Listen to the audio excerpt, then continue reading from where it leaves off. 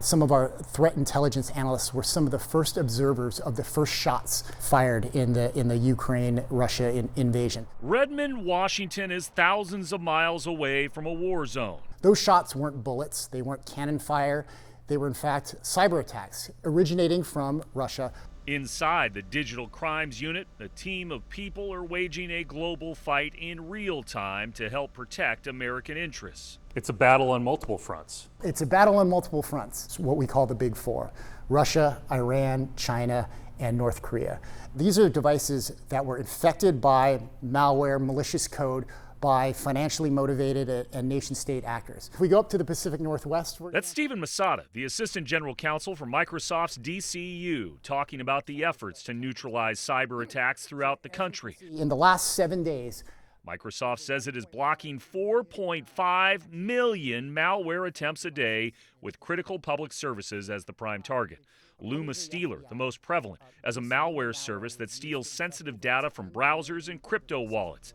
The DCU says, working with the U.S. Department of Justice, Europol, and Japan's Cybercrime Control Center, it cut 2,300 domains in the past year to limit the malicious exposure. When hospitals get hit by ransomware, it becomes a major issue. Errol Weiss is the Chief Security Officer for the Health Information Sharing and Analysis Center. I think that's because when we started to digitize medical records in the mid-1990s and HIPAA regulations started to become a thing, I really think the focus on the organizations at that point was on compliance with those regulations and not necessarily securing those medical records. He's tracked cyber gangs or hacktivists, including an Iranian group that targeted 9 Israeli hospitals and clinics last summer.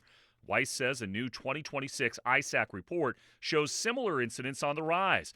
5.4 million people had their personal data exposed after a ransomware attack on a United Health subsidiary just last year. And there have been dozens of other cybercrime victims at the hands of foreign-based hackers. The sad reality is that criminals, and in particular cyber criminals, are some of the most innovative people on planet Earth.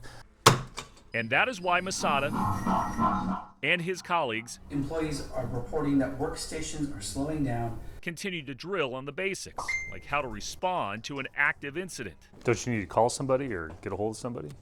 Right. Oh gosh, the clock is ticking. Should I go with 2? You've got a good poker face. Okay, good. So I kind of saved the day. Well, it's only you too, so one versus the world is hard. You can see how stressful the situation is if you don't have a plan in place. That's why behind closed doors, away from the front lines, the DCU will be watching. I'm Chris Daniels for Spotlight on America.